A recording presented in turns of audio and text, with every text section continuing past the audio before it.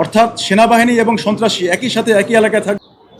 প্রিয় দর্শক, সেনাবাহিনী ও সন্ত্রাসী একসাথে থাকতে পারে না। একজন সাহসী ও দেশপ্রেমিক সেনা অফিসারের বক্তব্য, চলুন শুনে আসি।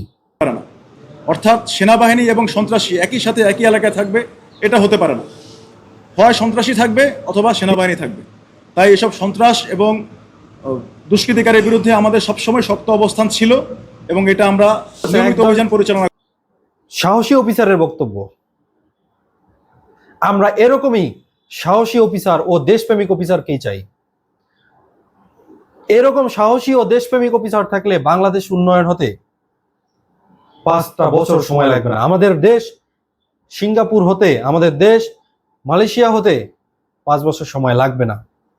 শুধু চাঁদাবাজ, দুর্নীতিবাজ এবং টেন্ডারবাজ এবং ধর্ষক যদি আমাদের দেশে না থাকে, আমাদের দেশ 5 বছর লাগবে। শুধু আমি বলতে পারি শুধুমাত্র 5 বছরের মধ্যে উন্নত একটা রাষ্ট্রে পরিণত হবে, এটা আমি বিশ্বাস করি। তো দর্শক, আপনি আপনার মন্তব্য অবশ্যই কমেন্টে জানাবেন। ধন্যবাদ। আসসালামু আলাইকুম।